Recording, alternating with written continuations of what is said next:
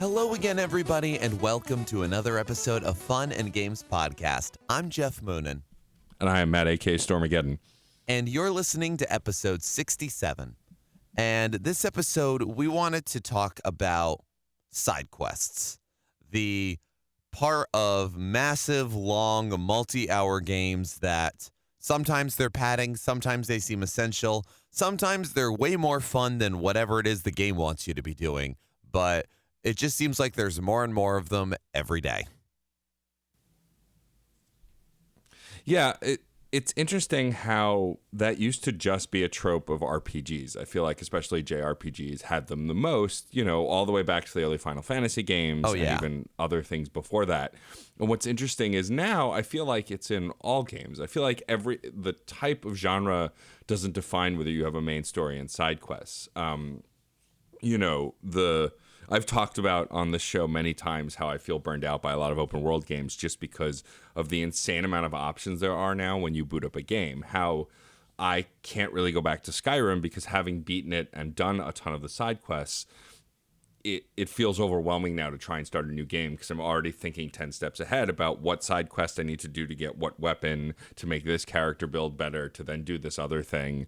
And it's overwhelming in a way also because the game has procedurally generated quests where there are certain guilds in the game that will just always have quests for you to go kill a bandit or to go get this many wolf skins or whatever the quest is. And that's also something that's relatively new tech, whereas in old games it was you had a limited amount of side quests. Once you finished all those side quests, then you begrudgingly went back to the main quest because that's all that was left.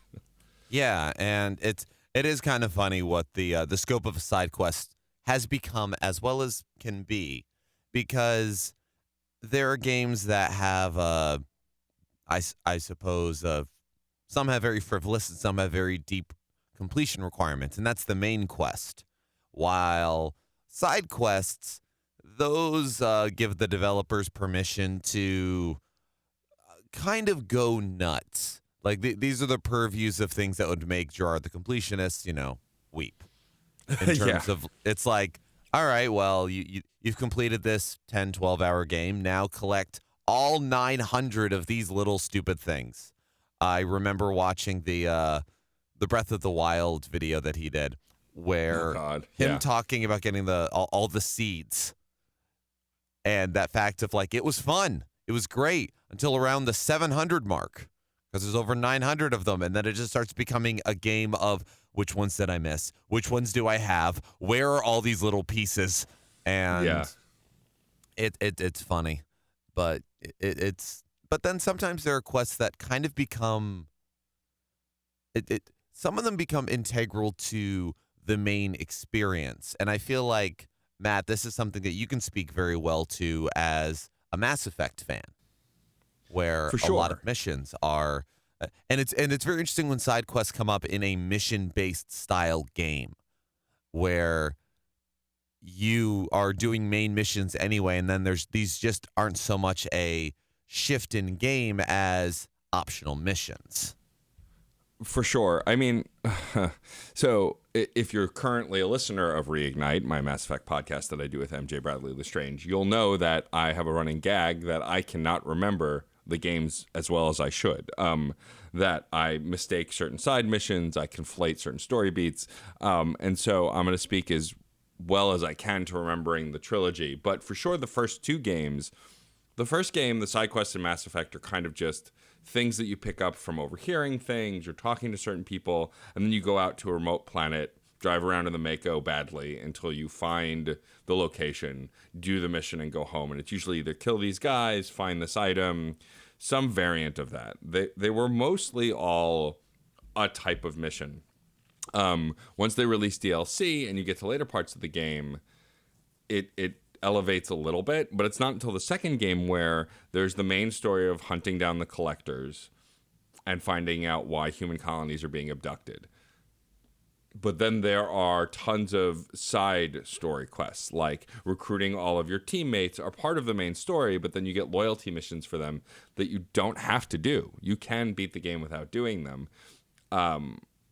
And those are considered side quests by side quest standards. But if you ask anyone who's a fan of Mass Effect, it's like no can do, gotta do all those missions. Like they're not considered side quests. They're You not need to considered do the loyalty optional. missions.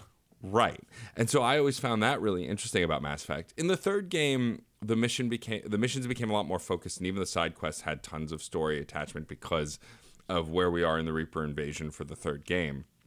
I guess minor spoilers for Mass Effect, but I'll try and keep it to just minor spoilers in case you're still playing along.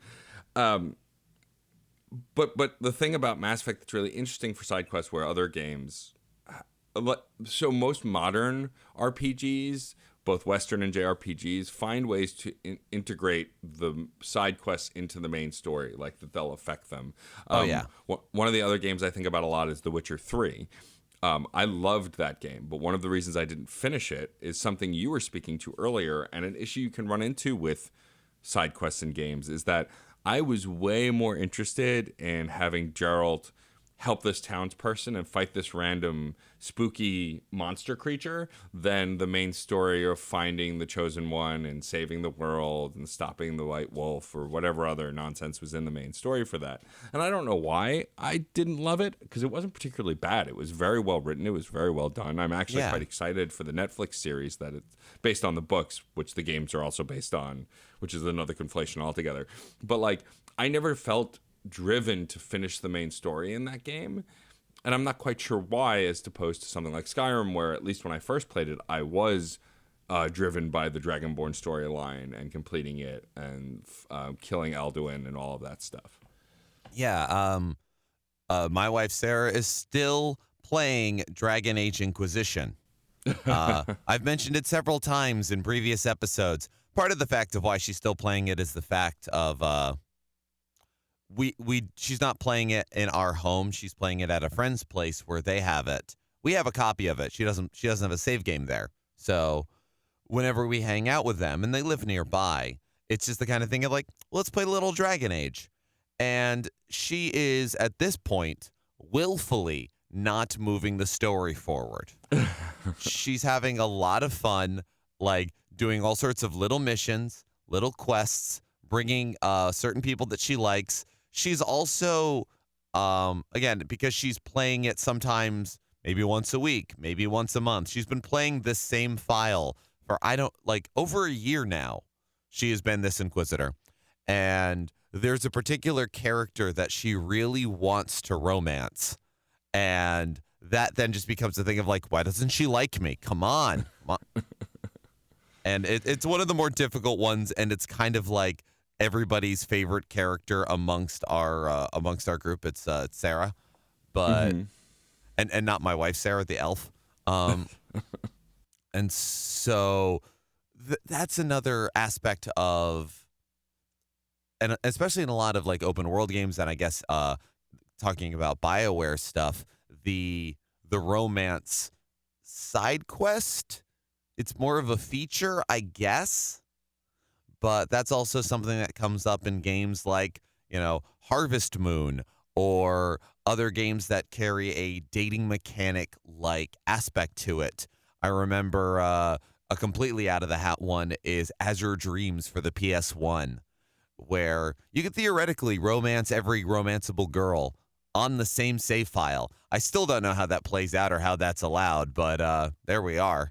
But it's funny when these certain pieces become integral to the game experience. Like, Matt, you were saying how there are those missions that you do in Mass Effect that are technically optional, but like hell, anyone is going to skip them unless you're like speed running the game or you're trying to prove a point somehow.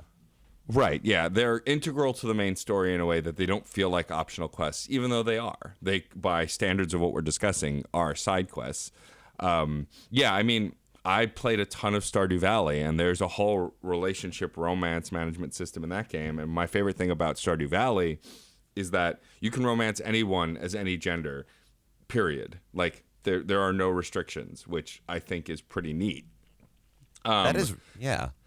But it doesn't feel like a side quest. It feels like a thing you can do. I mean, they do give you like minor quests to like, give this person a gift, or, it's this person's birthday you should celebrate. But then again, also the Stardew Valley main story is kind of conflated as well. Like, you're supposed to farm and complete these things, but there's no, like, you get quest updates, but there's very loosely a main story, unlike a lot of other games. I mean, in talking about side quests in non-RPG games, one of my favorite line of games that has tons of side missions are the Arkham series, the Batman games. And, like, so we've talked about this before. I used to be a completionist. I am a retired completionist, I guess. You know, back in the Xbox 360 days, I was obsessed with 100%ing games and getting all the trophies. Yeah. I've moved on since. I've outgrown it. I like to think and thank Gerard a little bit, the completionist we mentioned earlier, for helping me with that, as he gives a pretty good example with most of the games he plays, whether they're worth completing or not. Because at the end of the day, you should enjoy these games, and if you're going to burn out trying to complete them, there's no point. But the Arkham games were some of the few games that I actually did complete, and I loved doing it. The first and second game specifically, Arkham Knight, I never 100% completed just because it was so much more massive than the other two games, absurdly so. But the first two games, Arkham Asylum and Arkham City, my favorite thing to complete was the Riddler trophies. Now, at first glance, the Riddler trophies just kind of seem like, you know, this collectible, you know. It helps that there's a world in which there is a lunatic who would put tiny trophies, like tiny little statues all over Arkham. It makes sense for the game, and also while being a MacGuffin in the meta. It's an obvious in hindsight kind of thing. Right. But what's really interesting is in both of those games, because I never got them all in the third one, when you got all of the trophies, besides getting an achievement and the satisfaction of having gotten them all, something special happens. In the first game, you hear a radio, you start talking to Edward Nygma over the radio because he's not in Arkham, but you're trying to find where he is, and you narrow down the police signal to then get him arrested, and you hear it all via audio chat, which is really awesome.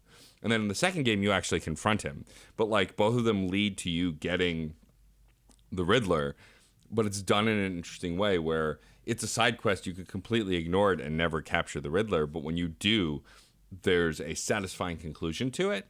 And for me, for whatever reason, these things were just easy enough to find, but just hard enough to complete the puzzles that it was satisfying every time I did one. And there were enough of them. I think in the first game there were 100. In the second game there were maybe over 200. And in the third game it's an insane amount. Like 500 something. And so in the first two games they felt achievable because just playing through the game and seeing them throughout the city, you would get about half of them. And so then when you're halfway there, you're like, well, I mean, I'm almost there. I might as well do it.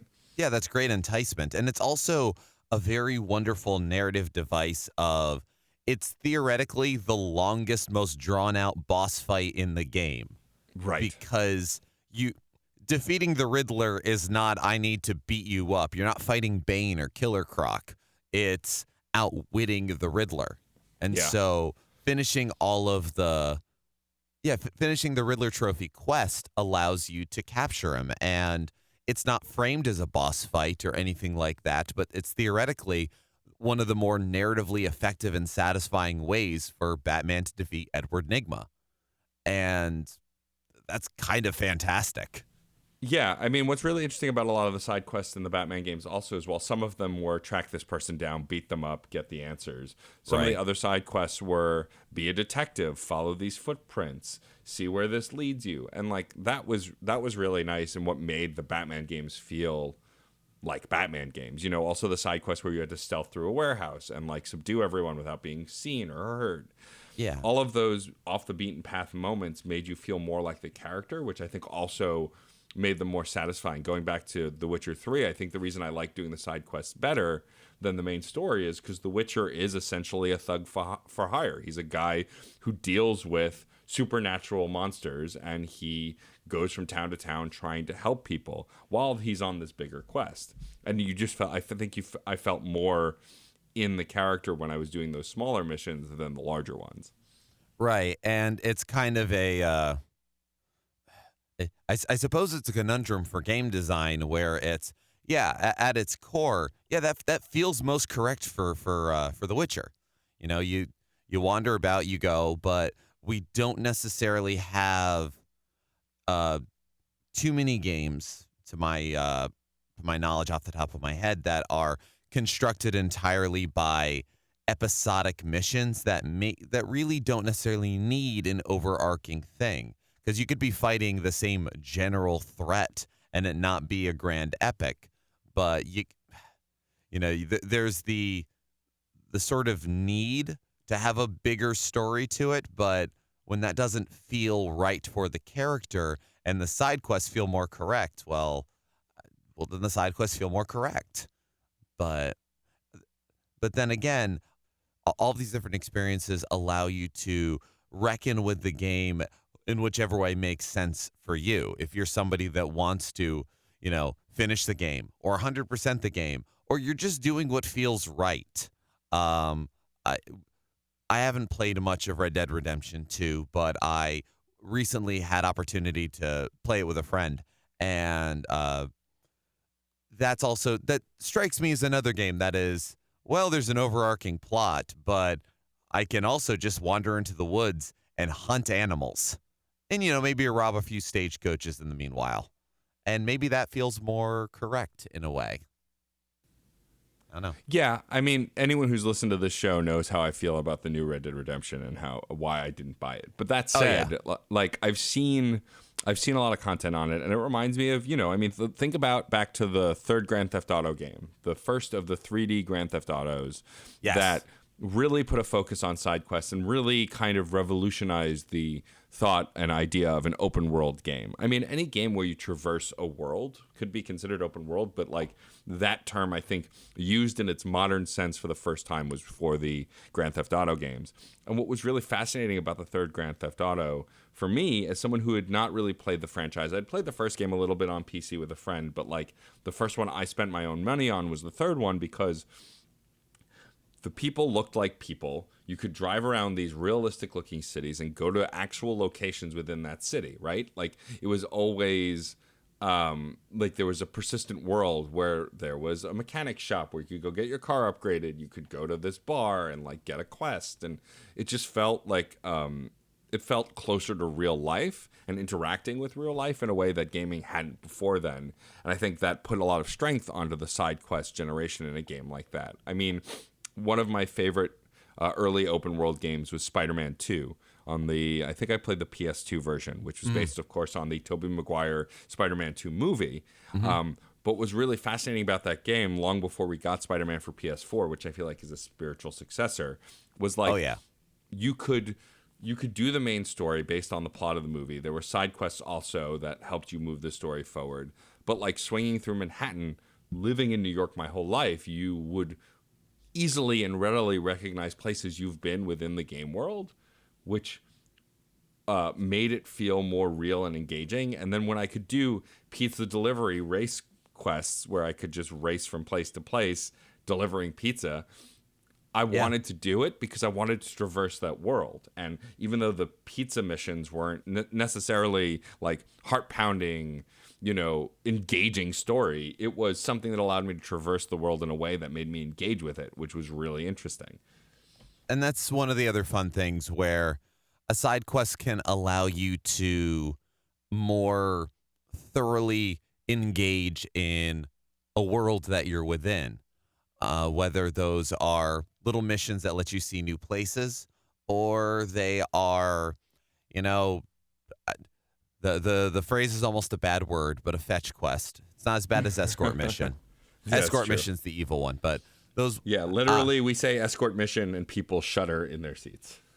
Exactly. I'm shuddering, as far away from the mic as I can.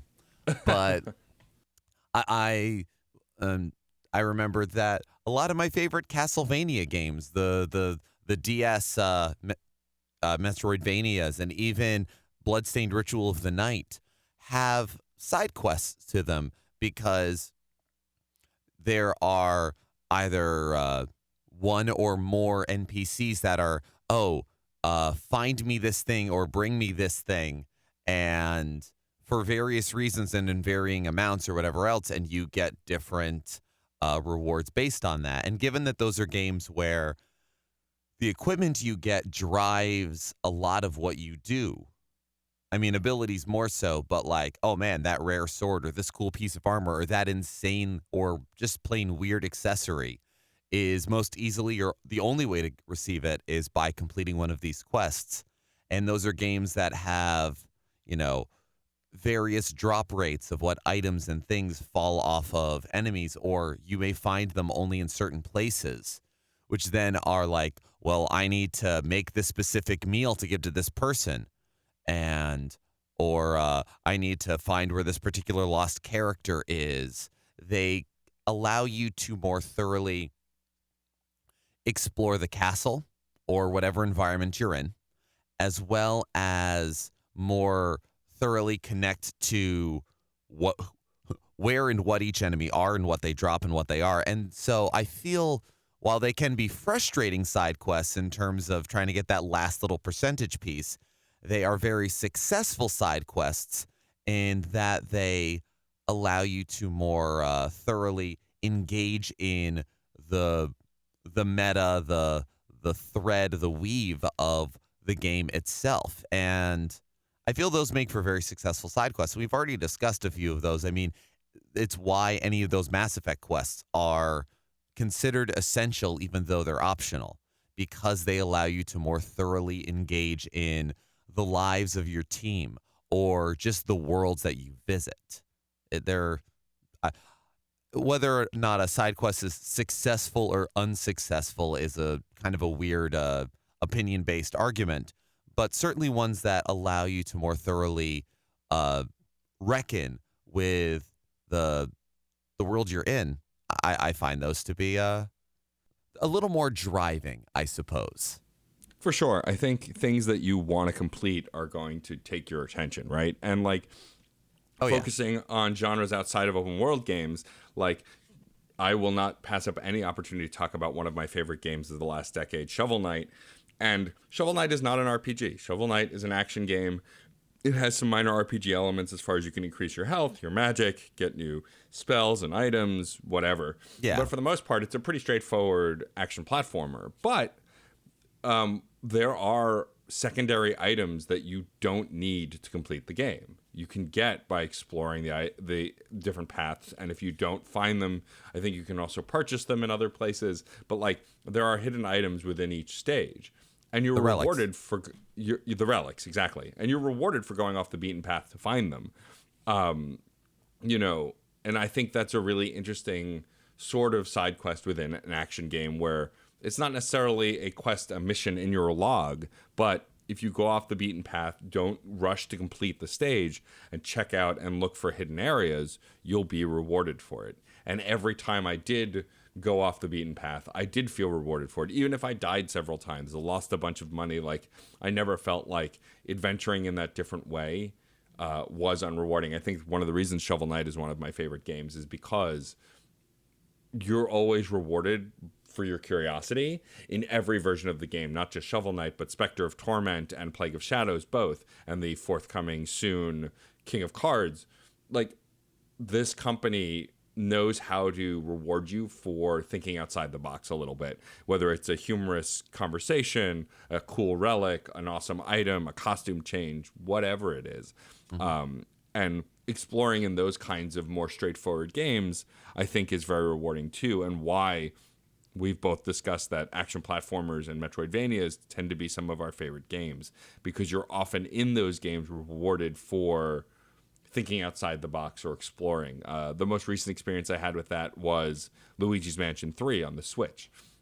Now, while there are no separate missions, the main story is always the main story, and whenever you're asked to go off the beaten path, it's for something to help drive the plot forward. But every floor of the hotel has hidden gems themed around the floor you're on. And some of them you just come across naturally, but for the most part, the hidden gems you have to explore, fiddle with things, try and suck up different things. And while they weren't inherently side quests that were constantly you were being reminded of, there was a log of all the gems you find on every floor. And they were easy enough to find that with a basic walkthrough, I could explore and fiddle with things.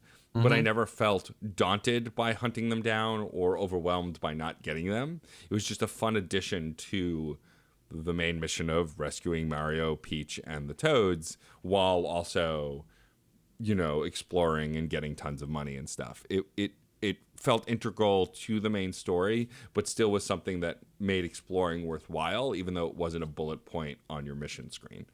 Of course. No, those are always the best ones. I mean, and some games will absolutely give you the bullet pointed list. Like if you're a Borderlands fan, there's Yeah.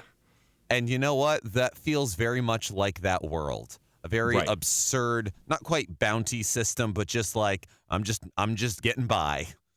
I'm gonna shoot that guy in the face and get some XP for it, kind of thing. Yeah. But no, and it's great that like something like Shovel Knight or like Luigi's Mansion, that often side quests are a great reward for what is often a very developed video game. I don't even know if I'd call it skill, but kind of when you play certain games or when you play games long enough, you develop a certain thought process.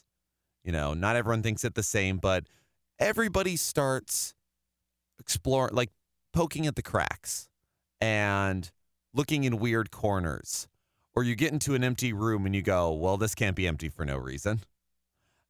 And I remember when I was a kid, playing the Donkey Kong Country games and running into a lot of times where my friends would go, I didn't know that barrel was there. How did you know that barrel was there? I was like, I don't know. I just figured I would jump down this hole and see what would happen. And while Donkey Kong Country doesn't really have side quests per se, that idea of, well, I've started this world, this level, this area facing this way. What happens if I turn around? And there might be something there. What happens if I talk to this person 12 times? What is this person's dialogue going to be different the next time I come back or before I start the next mission? I can find flowers, or I can find herbs, or I can skin animals. I can collect craftable items. What happens if I get enough? Who can I give these to? What can I do? And these are new avenues to interact with the world. And nowadays, as games become more sophisticated and as our language of games becomes more sophisticated, there are more and interesting and varied and surprising ways that going off the beaten path in a side scroller or going back to the first area that you blew past 30 hours ago in a game and talking to an old NPC will open up something new is fascinating and frustrating and delightful when you get those little rewards and those strange conversations. And actually, it's very surprising that one game hasn't come up that has a surprising amount of side quests to it. And actually, I brought it up. I was going to say Chrono Trigger, but we're going to talk about that more in a minute because I feel like that should be yours, Matt. But Sure. in the same time period, a game like Final Fantasy VI for the SNES is a game that is surprisingly side questy, where you get to the second half of the game and you can beat it with the first 3 people you find, or you get them all back. And sorry, I kind of got off topic there. It's okay. Or not off topic so much as I was thinking on just like all of the weird activating side quests. Sorry, Chrono Trigger's in the back of my head, and suddenly my brain was like, well, why don't we talk about that? Shut up. Well, yeah, I mean, the Chrono Trigger and Final Fantasy VI are of the same age, right? They came out relatively close to each other, and you can see the influence on one to the other. For sure, what's interesting about Chrono Trigger is that there are side quests, but it's also splitting paths, right? The different things you do and then beat the game at that point in the progression of the story allows you different endings. Yes. And you can also do very minor things that aren't even considered quests in certain areas to affect those endings as well. And then in the later versions, I'm thinking of the PlayStation 1/DS version, there are additional quests that also enhance the story, like Ozzy's Castle, where you can return to the castle where Magus used to be after either you've killed Magus or Magus joins you. I guess spoilers for Chrono Trigger. It's an old game. You should have played it. Statute of limitations, people. But like that's something that, is fun to engage in because Ozzy is considered more or less a buffoon, someone who could not live up to Magus' standards, and you get to interact in a different way in the same location. Yeah, it's also what's interesting about the Chrono Trigger side quests is once Chrono dies and you get him back, if you decide to get him back, like then you can kind of orient your party however the hell you want, because the main character is now no longer the main character. Now all the characters are the main character. Yeah, they're no longer locked. Right. And that allows for different options and different missions and different quests as well that are accessible. And I think it's the time travel mechanic and being able to jump back and forth and do certain things in the past that affect the future are all really interesting. I think the Chrono Trigger side quest that always comes to me, there's two of them. There's the growing the farm in the past so you can have crops in the future. Mission. The forest one where you leave Robo. Yeah. Yep. And then the second one is the Cyrus quest. Cyrus, who's my favorite character in the game and where my namesake in online stuff had come from for a while before I took on Stormageddon. I used to go by Cyrus666 on a lot of forums and platforms, and it's because the knight Cyrus, who dies trying to protect Glenn Frog, is one of my favorite characters. And there's a side quest where you go into an area where he's supposed to be buried, and there's a haunted armor that's really quite spooky looking for a 16-bit game. Yeah. And you can't get past him. He's blocking a path. And every time you try to go past him, he flails at you and yells. And it opens up this idea that, well, what if I go to that area in the past? Maybe I can figure out what happened here. And it turns out Cyrus is haunting that area because he's unrested. He feels, unfulfilled because he died saving someone but feels unrecognized and all of that. And it's just a really brilliant quest because all it requires is you changing someone's mind and adjusting his epitaph, and then he's at rest. And it's just this really cool, not integral to the main story mission that you can do to change Frog's ending and also change the emotionality based around a pretty important chunk of story within the game. Oh, yeah. And yeah, no, it's really nice, and especially all the side quests of Chrono Trigger. For one thing, the fact that Chrono Trigger is a game about time travel makes all the side questing believable, because the amount of times where it's like, we've only got one day before the entire world is exploded. We've only got hours before the end of this or that. I'm going to spend the next 25 hours side questing. Yes. Chrono Trigger, you got a time machine. You know exactly which thing you're going to stop. You can go to it. You can go after it. You can go before it. So, A, that's already out of the way. B, yeah, the quests there are actually kind of beautiful in all kinds of ways, because you can, the one where you leave Robo to make the land live again. You can fling a light into the future and see the fruits of it. And there's so many pieces there that are, again, very integral. Not necessarily because you have to, but because you want to. Because after you complete that Robo side quest, it immediately leads into one for Luca. Yeah. That, again, if you care about the characters and you're invested in certain characters, you don't skip that quest. It's not for the item. It's for the emotional resolution. Oh, yeah. The first time I ever did that side quest and I didn't save her mom. I mean, save. She doesn't die. But, I couldn't stop the machine. The digital scream that gets let out as it fades to black haunted me forever. I to the point where I had to go back and do it correctly and make sure that I was able to stop it, because what's really cool about Chrono Trigger is a lot of the quests don't have a right answer per se. They have two outcomes based on something that you can go back in time and do, especially for those side quests, the personal ones. And I think that's really interesting.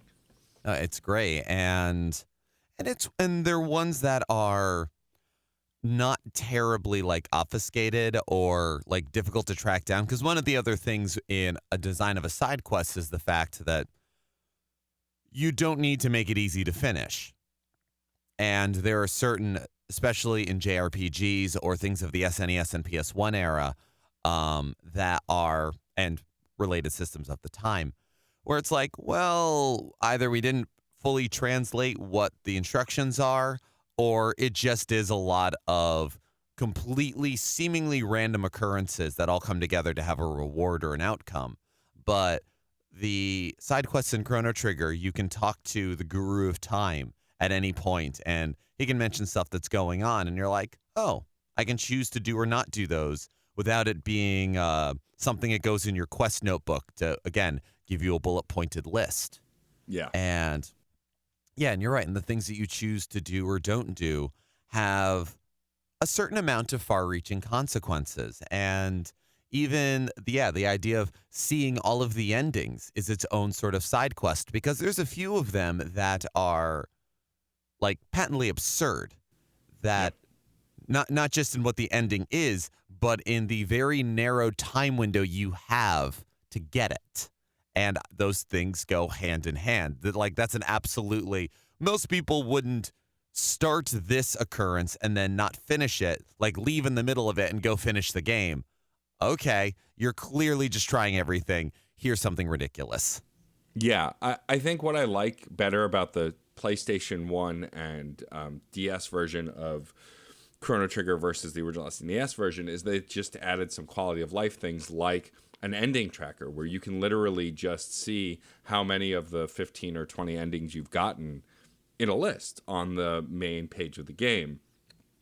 Yeah, I don't think that would have worked as well on the SNES because of the fact that it was a new experience when it was re-released. It's like, okay, this is a great chance for people who haven't played Chrono Trigger to do it, people who remember it to get into it, but there's already been a little bit of residual osmosis knowledge about the game. So then you can go, all right, let's track the endings. But I agree. It's super nice that it exists now. And it allows you to actually realize how much or as little you've seen of that game, because by the time it came out for PS1, I had thought I had mastered that game. You know, I'd played it so many times, seen so many different endings, and that taught me that I still hadn't seen half of them, and I had to go hunt them down. And I still, to this day, don't think I've seen all of them. I think I've seen most of them.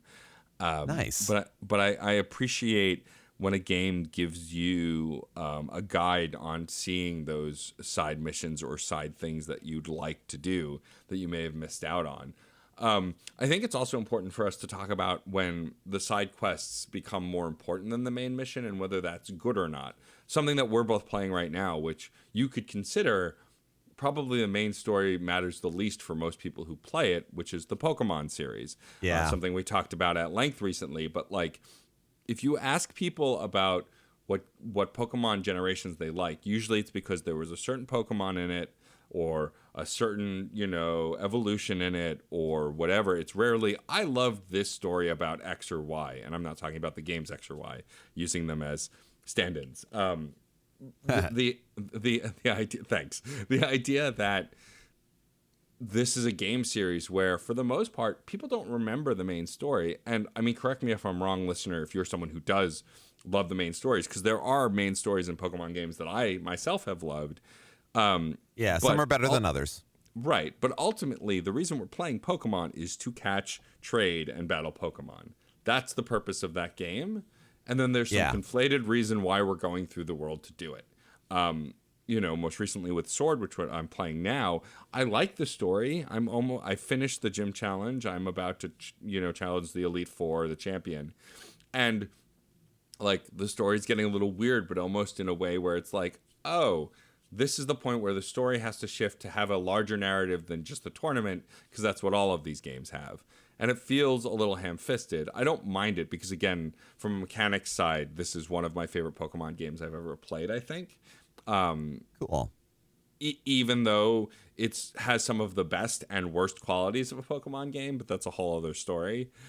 Yeah. I think it's really interesting that Pokemon is a game where the main story isn't really the main quest. The main quest is always got to catch them all, or in this case, catch as many as you can. Yeah. And I can't think of another game series that's like that. Yeah, it's true. And to be fair, I don't think you and I play a lot of monster collecting games. True. That is true. So it's true, but I'd like to play more. but this is I where mean, we are. Monster Rancher is a franchise that's been dead a long time, and there was a newer Digimon game that was supposed to be good, but I don't know that that's about catching as much as it's about battling. Right, and to be fair, I think the last few generations of Pokemon have been less about catching them all and more about battling. Right. Friends of mine that have very strong opinions about Pokemon games are in it for the post game content. When Right. the national dex opens up and you can trade in, breed, and make whatever team you want, and there's like Battle Tower, Battle Frontier, Battle Subway, any of those like massive slogfests are what matters for them. And yeah, is that the main quest? Is that the side quest? Because to be fair, depending upon the generation, I mean, okay, in every generation of Pokemon, there are the 8 gyms, and then the Elite Four and the Champion. And whatever constitutes the main story, plot, driving conflict, whatever you want to call it, some of them wrap up before the 7th gym.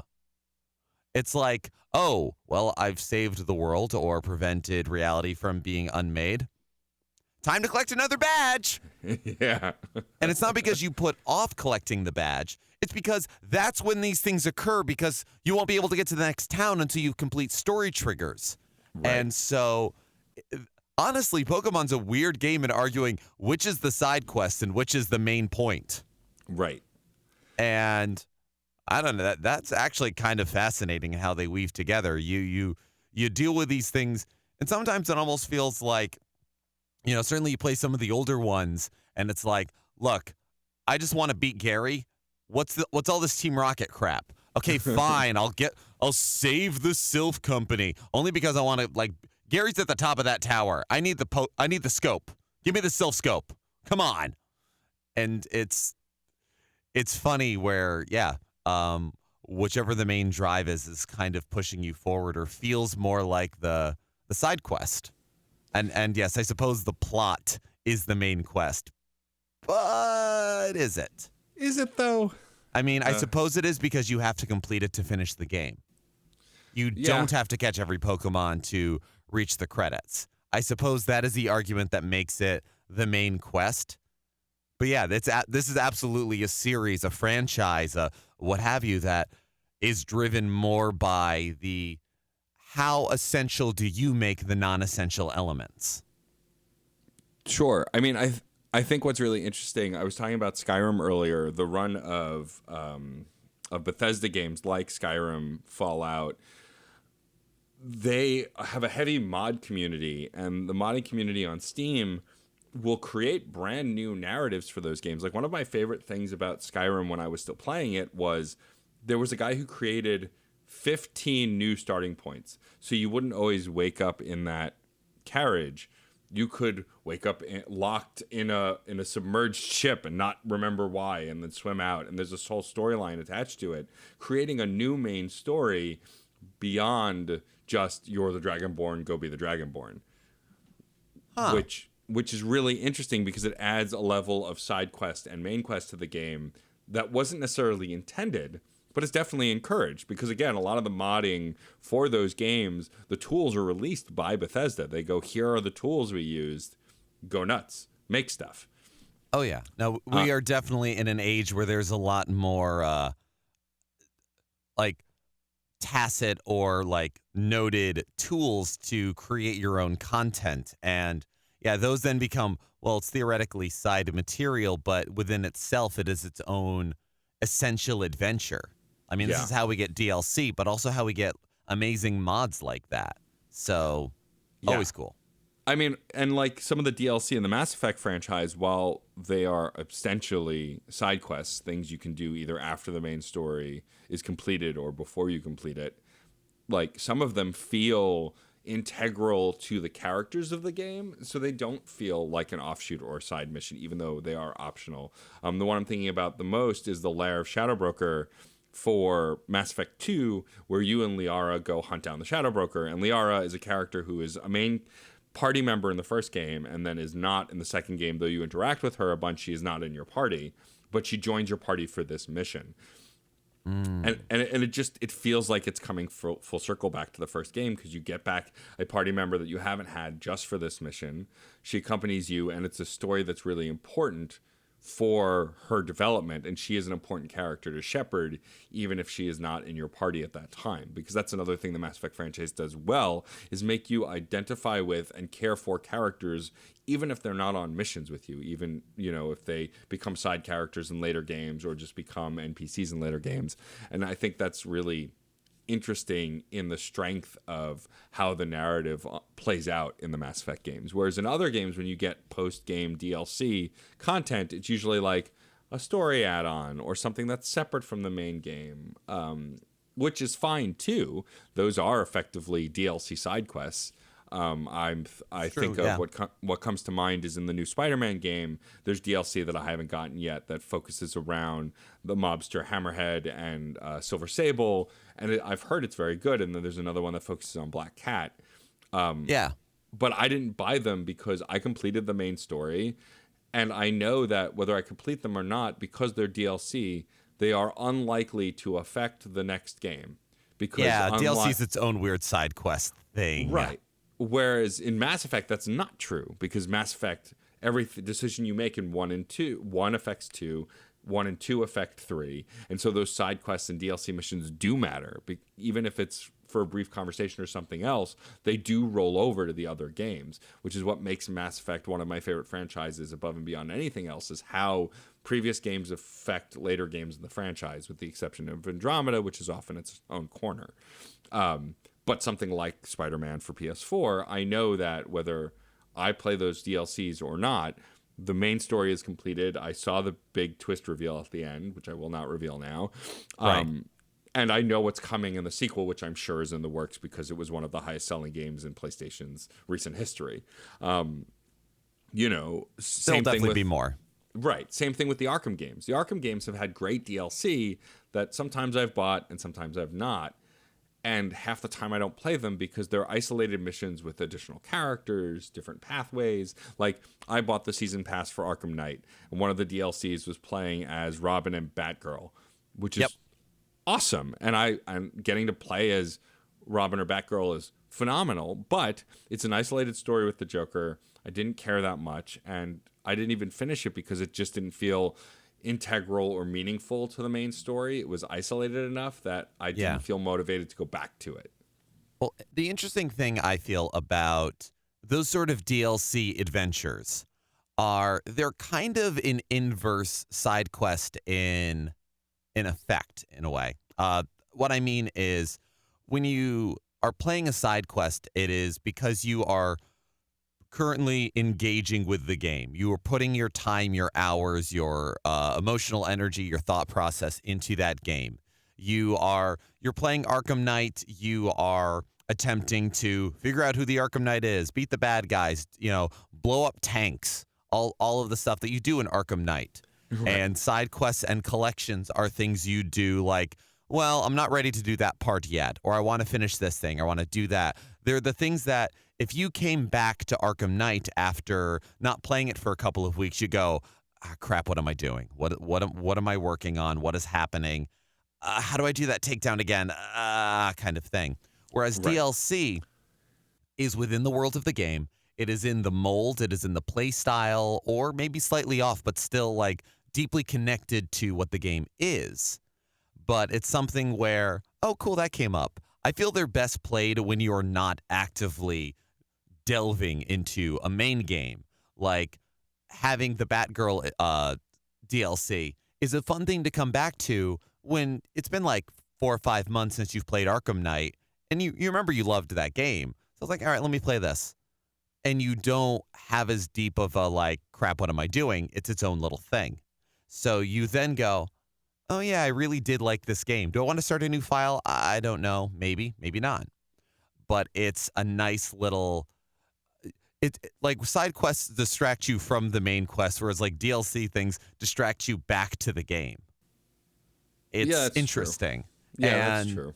Yeah, and I find the times when I most enjoy like side adventures and DLC adventures like that are when I'm a little more separated from the time I spent with that game. Other ones, certainly the BioWare ones, are a little more of a, oh, these deepen the story in all kinds of crazy ways. But the like play as this character that you normally couldn't in their own new adventure. It's like, yeah, that's something for later, which also has its use and has its purpose, but it's less of a distraction from the main quest. For sure. I think that getting time away from a game and try and go back to DLC that is integrated to the main story can be complicated. Like the one that rings out true most to me is the DLC for Breath of the Wild. I loved Breath of the Wild. Not my favorite Zelda game. I know it's amazing. I loved it. We can argue about the best Zelda game another time. But when the DLC came out for it, it was really challenging. And as a non-Dark Souls player, non-beat my head against the wall kind of player, I burned out on it pretty quick. But that said, it was still interesting to see these additional stories and augments come out after. But having been away from Breath of the Wild for so long, have forgotten the controls, not really remembering the play flow, trying to jump back into something that was also incredibly challenging, made it not very fun for me because I had to reteach myself how to play. But I'm at a point in the game where I can't just faff about because I'm at a high level with high level enemies, and like the championship trials to make your master sword never run out of power, like those trials were really hard. And the difficulty spiked in places unexpectedly, and so I tried it a couple of times, got frustrated, and never went back to it. Those are ones that would benefit better from having been integrated in the first place. Correct. You know, the exact details of that are not for me to speculate on, but that's one where the DLC demands more high-level play or consistent high-level play, which some people certainly had at that point. But it's interesting. But sure. All things being said, Matt, what is one of your favorite side quests in a game, whether because of what you got out of it, what the game experience was, complicated, uncomplicated, whatever. What is one of your favorite side quests? Man, that's such a tough question to answer. I mean, I feel like I teased it a little bit with some of the side quests we talked about earlier, but I don't even know if any of those would be my favorites. I think for me, a side quest to really stand out, it's got to be fun or funny in a way that other parts of the game maybe haven't necessarily been. Something that's memorable. Actually, I do have one. I do have a favorite side quest because it was really cool and interesting and bizarrely presented. At least, and it's at the forefront of my mind right now, which is there's a side quest in Arkham City where people keep swearing they see Bruce Wayne in places that he couldn't be because Bruce Wayne was out as Batman. Batman knows what he does. Right. And so, rumors were starting to swirl. There were serial murders happening. And the identifiers were always saying it was Bruce Wayne. It was his fingerprints that he was spotted. And it's actually what ends up being a Hush storyline within Arkham City, which is fascinating because based on the Batman timeline, which they've already said the Arkham games exist in its own timeline, separate from the comics and the movies. But like to do an ode to a massive multi-issue series in a series of detective missions within the Batman world was really cool and really interesting. And you eventually confront him. Nice. Oh, and especially because a lot of the Arkham games, part of the thrill for fans were, okay, which Batman villains, which members of the Rogues Gallery, which references are going to pop up and in what way. And because, if I'm remembering correctly, there's no other time where you can encounter or even find references to Hush. Correct. Until you engage in that side mission, that side quest. So, I feel like discovering new things while playing the world's greatest detective, how deeply satisfying. That's a good one. Yeah. And it's presented in a way where it doesn't, as someone who hadn't read Hush at that time but knew the character, the first couple of serial murders that you investigate, you have no idea what's going on. Alfred's baffled, you're baffled. Oracle's baffled. Like nobody has a clue what's actually happening. And so that made it that much more suspenseful. And then it made me want to go read the first 2 Hush miniseries because I heard the third one wasn't very good, but the first 2 Hush trades afterwards, which my friend John lent me afterwards. And like I was obsessed with, and because of this really cool gateway through the mechanics of a game. Nice. Yeah, absolutely. All right, Geoff, your turn. What's your favorite side quest in a game? Well, one of my favorites, it's kind of along the same lines as yours, but in a different genre and a different series. Mm-hmm. And that is in Final Fantasy Tactics, which is a title that I know we've mentioned. I know we've discussed it a little, but I don't often talk about how much I love that game. Right. I enjoy other tactical RPGs. FF Tactics is my gold standard and my like comfort food. And it's a game where there are named characters and there are like storyline characters, but they're rarely going to be as powerful or as cool as the generics that you raise up just because of the mechanics of the game. Mm-hmm. But when you get to a later part of the game, there is one cameo special character in particular that is a big deal. And to get him, it involves basically recruiting just about every other side quest character. There's I think 6 or so different in the original PS1 version of the game. They've done re-releases and they've added in more of these kinds of characters. But in the original, I want to say 6 is a good guess of extra characters you can recruit. Like one of them is Beowulf, not the literal Beowulf from the stories, but like that's who he is, and he's this wandering knight, and he's trying to save his. You think he's trying to slay a dragon, but it turns out that's his love, who was turned into a dragon, whom you then recruit and turn back into a person. You find a big robotic golem that that sort of interacts with the main MacGuffin of the story, and also helps unlock new places, and you have to do essentially a loyalty mission for him while you go to a few other places. There are random conversations with some familiar-looking people, and at the end of the day, all of these crazy things come together to open up a portal to another world, and Cloud Strife comes through. Oh, that's right. I do remember this. Yes, you can recruit Cloud from Final Fantasy VII, and like the next time Square went as hard in terms of we need to entice people to play this game, the next time they did that was the cup noodles in Final Fantasy 15, but for different reasons and in different ways.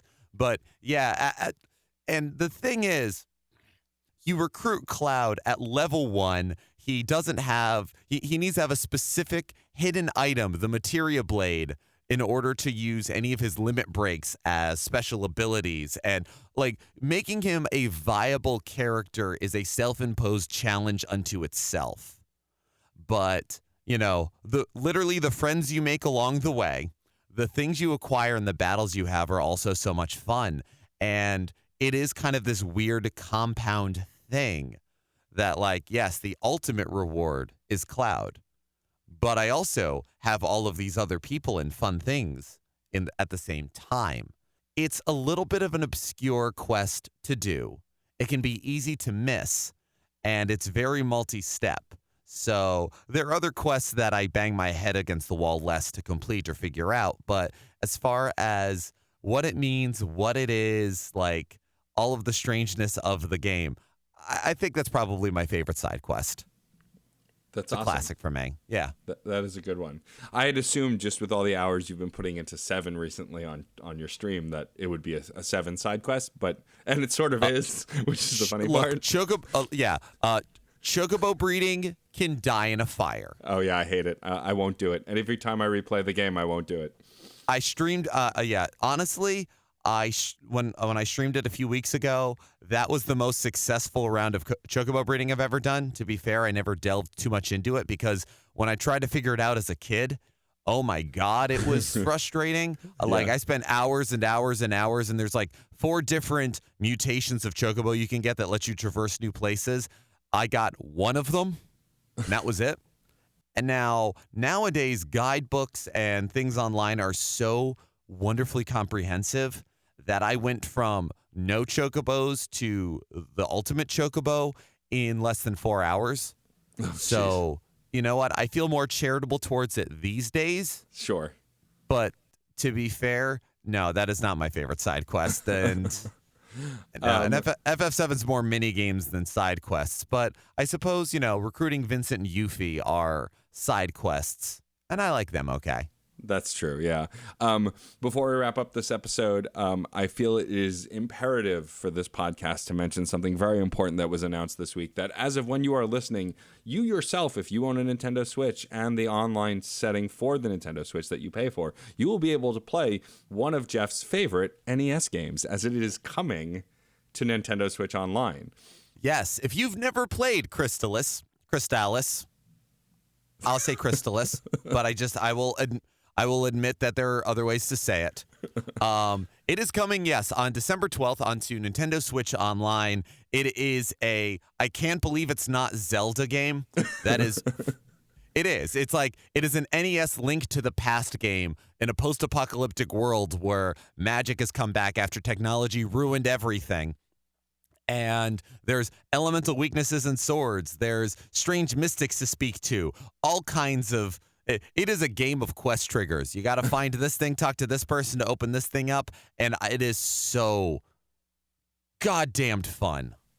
It is my favorite NES game, and it's one of my favorite games of all time. And if you also love and have fond memories of it, have fun with it. If you've never played it before, give it a try. I think you'll be pleasantly surprised. I'm excited to report back for our next episode, which will probably be our year wrap-up, to talk about having finally played Crystallis, a game you've been talking about since the day we met. So I'm excited for that. Me too. Yeah, you're right. Oh, my God. Yes. Yes. So who knows? Maybe it'll sweep my game of the year. It is unlikely. Though I am a little panicked in whatever we have 2 weeks time to decide what my game of the year is. Because even though it's hooey for the most part, I still want to narrow it down, and there's a lot of good options this year. But that's a story for another time. Thank you all for listening, as always. We would love to know what your favorite side quest is. Yes, there was a main point to this that we're coming back to. If you had a favorite side quest in a game, or if you hate side quests, tell us why. We would love to know. We love chatting about the different branches that our own story here on Fun and Games takes. Nailed it. So please do that. Let us know in the comments below, on Facebook, somewhere online. Email us, Fun and Games Pod, Discord, the whole 9 yards. We want to know, these episodes are the main quest, but interacting with you is the side quest of our dreams. Or wow, 2 for 2. However you want to do that, or maybe it's the other way around. Either way, either way, this is a conversation. Thank you for being a part of it. I'm Geoff Moonen. And I'm Matt, a.k.a. Stormageddon. And happy gaming.